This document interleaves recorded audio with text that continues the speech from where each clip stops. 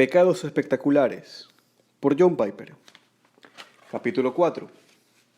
La fatal desobediencia de Adán y la victoriosa obediencia de Cristo. Uno de los objetivos de este libro es afirmar en nuestras mentes el hecho de que Jesucristo es la persona más importante en el universo. Obviamente no es más ni menos importante que Dios el Padre o Dios el Espíritu Santo. Es igual a ellos en dignidad, belleza, sabiduría, justicia, amor y poder. Pero sí es más importante que todas las personas creadas, ya sean ángeles o demonios, reyes o comandantes, científicos o artistas, filósofos o atletas, músicos o actores, las que viven ahora, las que ya han vivido o las que algún día vivirán. Jesucristo es el Ser Supremo.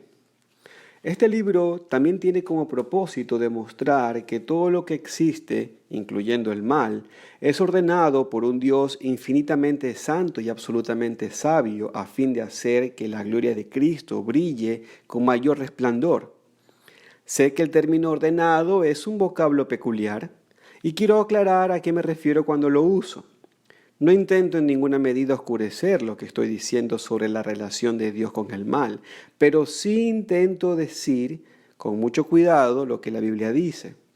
Al utilizar la palabra ordenar me refiero a que Dios causó algo de forma directa o lo permitió por un propósito sabio.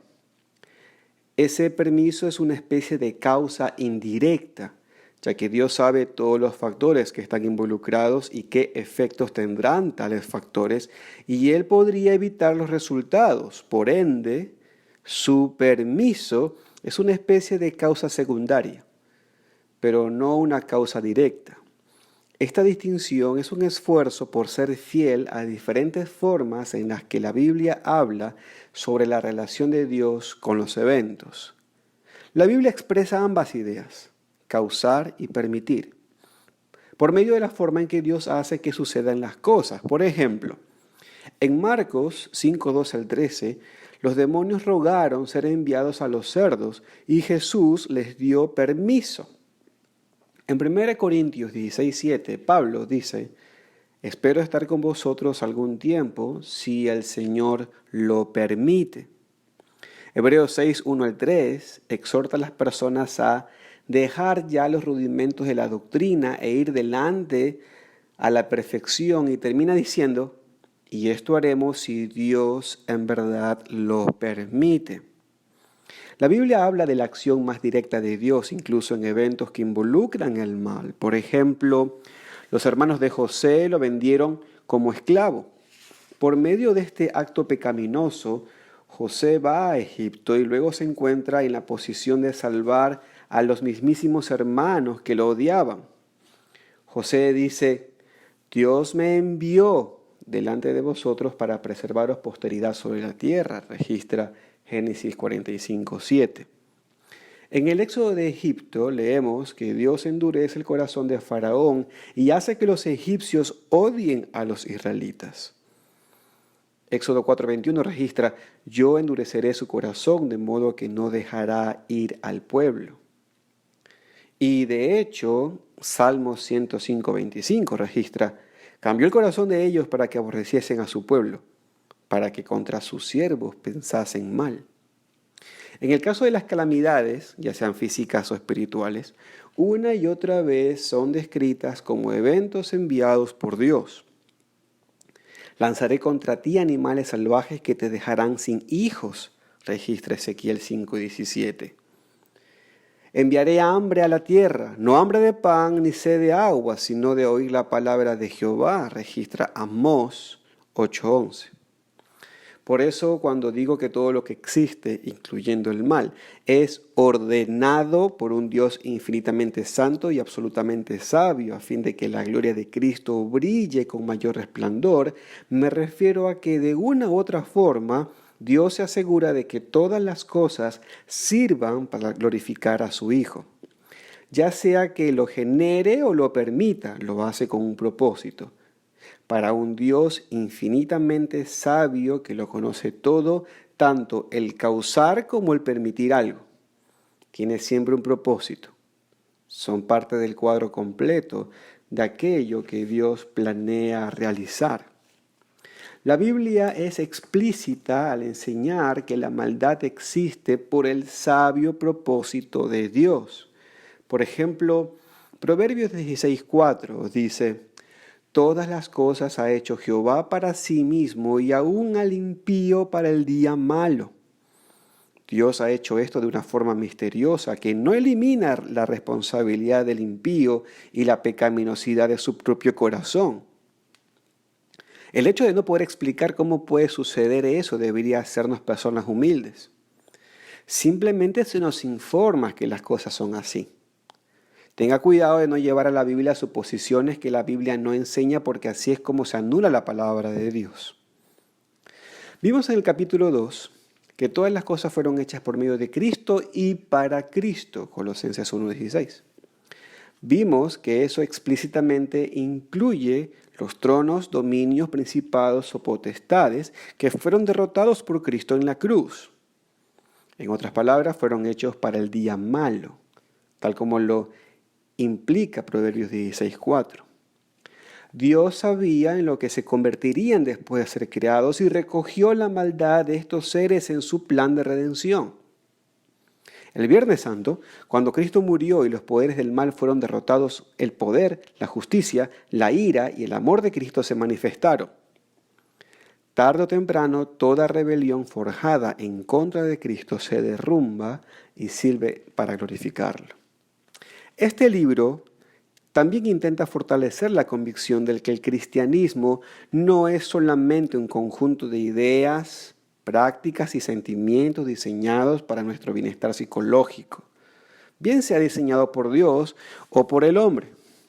Eso no es el cristianismo. El cristianismo empieza con la convicción de que Dios es una realidad objetiva externa a nosotros. Nosotros no lo convertimos en lo que Él es por pensar sobre Él de cierta manera. Como lo dijo Francis Schaeffer, Él es el Dios que está presente. Nosotros no lo creamos. Él nos hace. No decidimos cómo va a ser Él. Él decide cómo vamos a ser nosotros. Él creó el universo y el universo tiene el significado que Dios le concede, no el que nosotros le damos. Si le damos un significado diferente al que Él le da, somos necios y al final nuestras vidas serán trágicas. El cristianismo no es un juego, no es una terapia. Todas sus doctrinas surgen de quién es Dios y de lo que Él ha hecho en la historia. Corresponde a hechos portentosos. El cristianismo es más que hechos, no es fantasía. Hay fe, esperanza y amor, pero ellas no flotan en el aire, crecen como grandes cedros en la roca de la verdad de Dios. La razón por la cual ese es uno de mis objetivos con este libro es porque estoy plenamente convencido, con base en la Biblia, de que nuestro gozo eterno, nuestra fortaleza y santidad dependen de la solidez de esta perspectiva que le otorga una poderosa fibra a la columna vertebral de nuestra fe. Perspectivas débiles producen cristianos débiles y cobardes, y ese tipo de cristianos no van a sobrevivir los días que vienen. El emocionalismo sin raíces que aborda el cristianismo como una opción terapéutica será arrasado en los últimos días.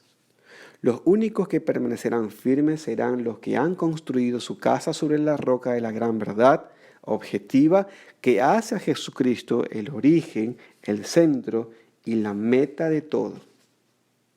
El objetivo de este capítulo es presentar el impresionante pecado del primer hombre, Adán, y cómo éste dispuso el escenario para el aún más impresionante contraataque de Jesucristo. Vayamos ahora a Romanos 5, 12 al 21. La gloria de Cristo es el propósito primordial que Dios tenía en mente cuando permitió el pecado de Adán, y con él la caída de toda la humanidad en pecado. Recuerde lo que hemos visto sobre el permiso de Dios. todo lo que Dios permite, lo permite con un propósito. Y sus propósitos siempre son infinitamente sabios. Dios no estaba obligado a permitir la caída de Satanás o de Adán. Pudo haberlas detenido. El hecho de que no lo haya hecho significa que tenía una razón, un propósito en mente. Y es necesario recordar que Él no planea a medida que pasan las cosas. Él siempre ha sabido lo que es sabio. Por ende, el pecado de Adán y la caída de la raza humana en pecado y miseria no toman a Dios desprevenido por sorpresa. Es parte del plan general de Dios con el objetivo de que todo manifieste la plenitud de la gloria de Jesucristo. Una de las formas más claras en las que se puede demostrar esto en la Biblia, y no entraremos en detalle ahora, al examinar los pasajes en los que nos muestra que Dios tenía en mente el sacrificio de Cristo que derrotó el pecado desde antes de la creación del mundo. Por ejemplo, en Apocalipsis 13:8, Juan escribe sobre todos los moradores de la tierra cuyos nombres no estaban escritos en el libro de la vida del Cordero que fue inmolado desde el principio del mundo. Entonces, había un libro antes de la fundación del mundo llamado el libro de la vida del Cordero que fue inmolado. Antes de que el mundo fuese creado, Dios ya había planeado que su Hijo sería inmolado como un cordero para salvar a todos aquellos que están escritos en el libro. O considere segunda carta de Pablo a Timoteo en capítulo 1, versículo 9. Dios, quien nos salvó y llamó con llamamiento santo, no conforme a nuestras obras, sino según el propósito suyo y la gracia que nos fue dada en Cristo Jesús antes de los tiempos de los siglos. La gracia salvífica nos fue dada antes de que empezara el tiempo, es decir, que nos fue dada antes de que existiera cualquier tipo de pecado humano del cual debiésemos ser salvos. Por tanto, la gracia fue planeada antes de que existiera el pecado humano que la necesitaba. Eso significa que el plan de Dios de salvarnos por medio de la gracia no fue una respuesta a las decisiones humanas. La gracia salvífica fue el plan que hizo necesario el pecado. Dios nos encontró con el pecado en el mundo y luego creó un plan para solucionar ese problema. No, Él tenía el plan antes del inicio del tiempo y ese plan era para la gloria de la gracia que vence el pecado por medio de la muerte de Jesucristo. Esto es incluso más explícito en Efesios capítulo 1, versículos 4 al 6. Dios nos escogió en Cristo antes de la fundación del mundo, para que fuésemos santos y sin mancha delante de Él, en amor, habiéndonos predestinado para ser adoptados hijos suyos por medio de Jesucristo, según el puro afecto de su voluntad, para la alabanza de la gloria de su gracia, con lo cual nos hizo aceptos en el amado. ¿Con qué propósito nos predestinó Dios a nosotros, pecadores, para ser adoptados? Para la alabanza de la gloria de su gracia. Es por esa razón que se ideó el plan. El objetivo último del plan eterno es que la alabanza sea lo más intensa posible para la gloria y la gracia de Dios. Y la cúspide de esa gloria es la muerte de Jesús, a tal punto que el evangelio de la muerte de Cristo por los pecadores es llamado el evangelio de la gloria de Cristo, el cual es la imagen de Dios. Registra 2 Corintios 4:4. Por ende, la perspectiva bíblica es que los sufrimientos y la muerte de Cristo por causa del pecado no fueron planeados después del pecado cometido por Adán, sino antes. De manera que cuando el pecado de Adán ocurre, Dios no fue tomado por sorpresa, sino que ya lo había hecho parte de su plan. A saber, un plan que manifiesta su maravillosa paciencia, su gracia, justicia e ira en la historia de la redención. Y luego, en el punto máximo de esa historia, revela la grandeza de su Hijo como el segundo Adán, que es superior en absolutamente todos los aspectos al primer Adán.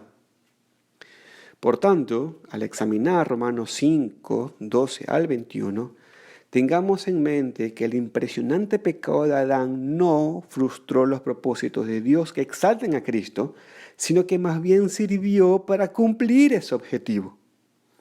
Veamos la forma en que examinaremos estos versículos. Hay 5 referencias a Cristo explícitas. Una de ellas muestra la forma como Pablo piensa sobre Cristo y Adán. Las otras 4 muestran la forma en que Cristo es superior a Adán. 2 de esas 4 son tan semejantes que la uniremos en una sola. Eso significa que examinaremos 3 aspectos de la superioridad de Cristo. Observe la forma como la Escritura se refiere a Cristo en el versículo 14 de Romanos 5. Los versículos 12 y 13 nos dan el contexto. Por tanto, como el pecado entró en el mundo por un hombre y por el pecado la muerte, así la muerte pasó a todos los hombres por cuanto todos pecaron. Pues antes de la ley había pecado en el mundo, pero donde no hay ley no se inculpa de pecado. No obstante, reinó la muerte desde Adán hasta Moisés, aun en los que no pecaron a la manera de la transgresión de Adán, el cual es figura del que había de venir. En el versículo 14 está la referencia a Cristo, el que ha de venir. Este versículo presenta la forma en que Pablo habla en el resto del capítulo. Observe primero lo más obvio, cómo Cristo es el que ha de venir. Pablo muestra que Cristo no es una idea de último momento. Pablo no dice que Cristo haya sido concebido como una copia de Adán.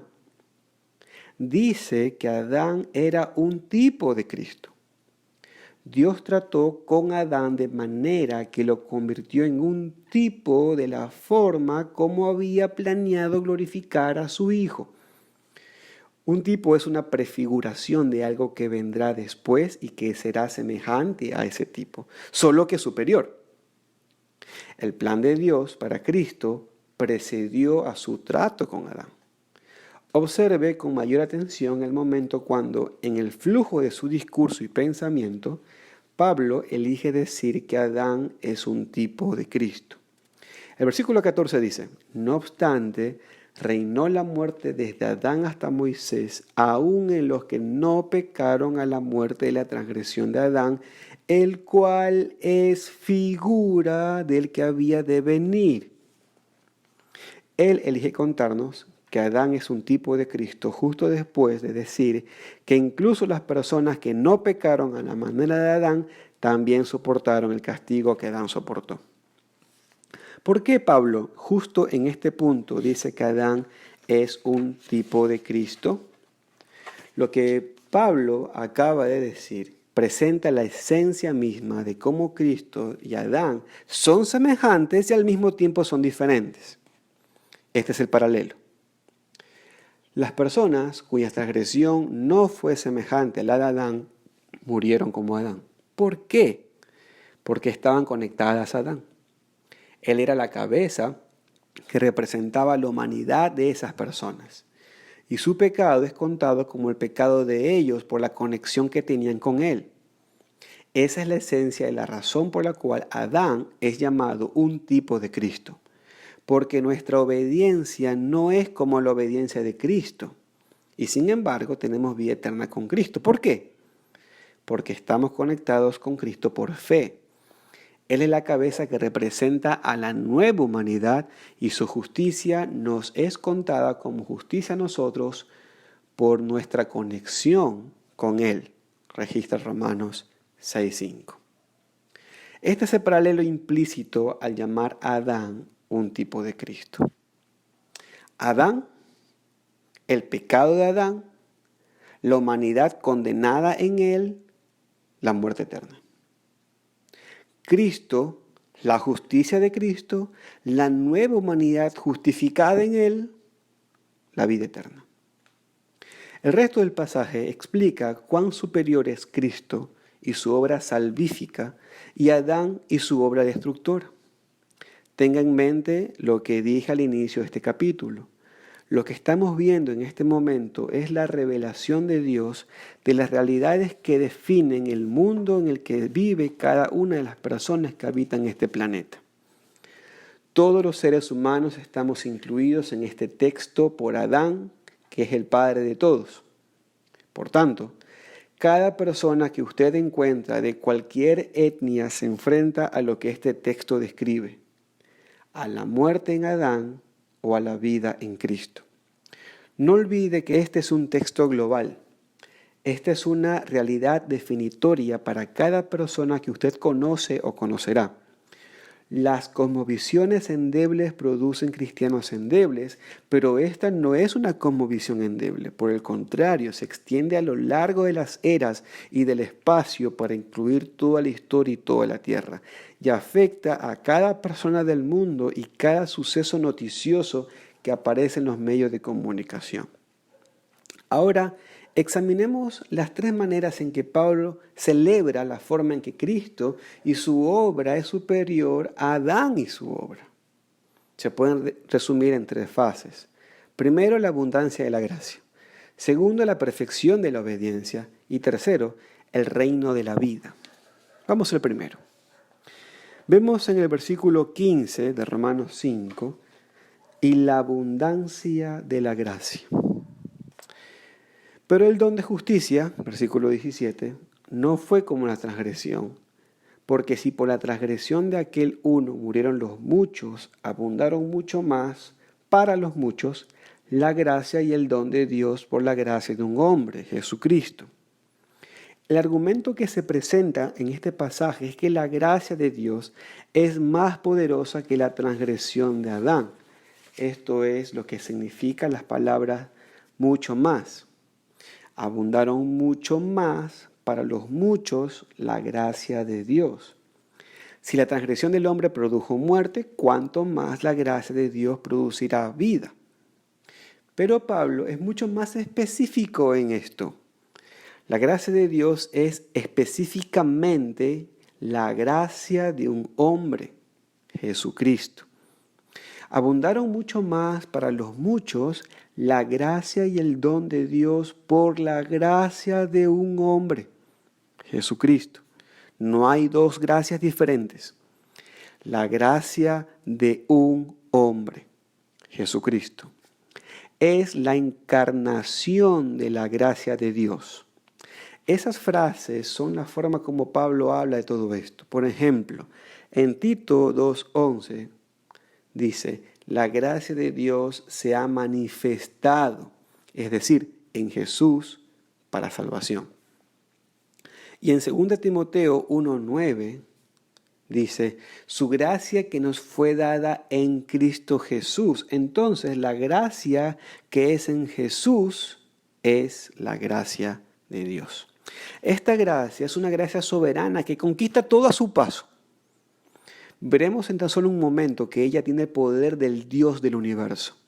Es una gracia que reina. De hecho, esta es la primera celebración de su superioridad de Cristo sobre Adán. Cuando la transgresión del hombre Adán y la gracia del Jesucristo hombre se encuentran, Adán y su transgresión pierden. Cristo y su gracia ganan. Esas son noticias muy buenas para los que pertenecen a Cristo. En segundo lugar, Pablo celebra la forma en que la gracia de Cristo conquista la transgresión de Adán y la muerte, es decir, la perfección de la obediencia de Cristo. En el versículo 19 de Romanos 5 dice, porque así como por la desobediencia de un hombre, es decir, de Adán, los muchos fueron constituidos pecadores, así también por la obediencia de uno, es decir, de Cristo, los muchos serán constituidos justos. Entonces, la gracia de un hombre, Jesucristo, le impide pecar, lo mantiene obediente hasta la muerte, incluso muerte de cruz, Filipenses 2:8, de tal forma que Él ofrece una obediencia completa e inmaculada al Padre en favor de aquellos que están unidos a Él por la fe. Adán falló en su obediencia, Cristo tuvo en cambio éxito total. Adán fue la fuente del pecado y la muerte, más bien Cristo fue la fuente de la obediencia y la vida. Cristo es como Adán, el cual era un tipo de Cristo. Los dos son la cabeza que representan la humanidad antigua y la nueva. Dios le imputa la falla de Adán a su humanidad y también le imputa el triunfo de Cristo a su humanidad, por la forma como estas dos humanidades están unidas a sus respectivas cabezas. La gran superioridad de Cristo se basa en que Él no solo triunfó en obedecer a la perfección, sino que lo hizo de tal forma que millones de personas pueden ser contadas como justas por causa de la obediencia de Él. ¿Está usted unido solamente a Adán? ¿Forma usted parte solamente de la primera humanidad que está destinada a la muerte? ¿O está usted también unido a Cristo y es parte de la humanidad que está destinada a la vida eterna? Tercero, Pablo celebra no solo la abundante gracia de Cristo y su perfecta obediencia, sino finalmente el reino de la vida por medio de Cristo. La gracia conduce por medio de la obediencia de Cristo al triunfo de la vida eterna. El versículo 21 de Romanos 5 dice: para que así como el pecado reinó para muerte, así también la gracia reine por la justicia para vida eterna mediante Jesucristo, Señor nuestro. La gracia reina por medio de la justicia, es decir, por medio de la perfecta justicia de Cristo, para llegar a la gran cúspide de la vida eterna, y todo esto es mediante Jesucristo, Señor nuestro. Una vez más, en el versículo 17 vemos el mismo punto. Pues si por la transgresión de uno solo reinó la muerte, mucho más reinarán en vida por uno solo, Jesucristo, los que reciben la abundancia de la gracia y el don de la justicia. Vemos el mismo patrón. La gracia, por medio del don gratuito de la justicia, conduce al triunfo de la vida, y todo eso por medio de Jesucristo. Mencioné antes que la gracia de Dios en Cristo, a la cual se refiere Pablo en estos versículos, es una gracia soberana. Eso se puede ver en la palabra reino. La muerte tiene una especie de soberanía sobre el hombre y reina sobre todos. Todos mueren. Pero la gracia conquista el pecado y la muerte. Reina en vida incluso sobre aquellos que alguna vez estuvieron muertos. Eso es una gracia soberana. La gran gloria de Cristo es que Él sobrepasa en resplandor de una forma totalmente absoluta al primer hombre, Adán. El impresionante pecado de Adán no es tan grande como la impresionante gracia y obediencia de Cristo, ni como el don de la vida eterna. De hecho, el plan de Dios desde el principio, en su perfecta justicia, fue que Adán, como cabeza representativa de la humanidad, fuera un tipo de Cristo, que es la cabeza representativa de una nueva humanidad. Su plan era que por medio de esa comparación y ese contraste, la gloria de Cristo brillara con mayor resplandor. El versículo 17 nos presenta el asunto de una forma muy personal y muy urgente. ¿En qué lado nos encontramos nosotros? Pues si por la transgresión de uno solo reinó la muerte, mucho más reinarán en vida por uno solo, Jesucristo, los que reciben la abundancia de la gracia y el don de la justicia. Lea esas palabras con todo cuidado y de una forma personal. Los que reciben la abundancia de la gracia y el don de la justicia. Esas son palabras preciosas para pecadores como usted y como yo. La gracia es gratis, el don es gratis, la justicia de Cristo es gratis. La pregunta es, ¿recibiremos esa gracia como la esperanza y el tesoro de nuestras vidas? Si lo hacemos, reinaremos por uno solo, Jesucristo. En ese reino eterno disfrutaremos, porque nuestro tesoro supremo, la belleza y el mérito de Jesucristo resplandecerá con su gloria, cuyo brillo resplandece con mayor luz al tener como referente el impresionante pecado de Adán. El argumento de Romanos 5:2 al 21 es que el logro de salvación alcanzado por Cristo sea apreciado y entendido de la forma correcta a la luz del impresionante pecado de Adán. Nada de eso fue una coincidencia. Fue el propósito de Dios antes de la fundación del mundo.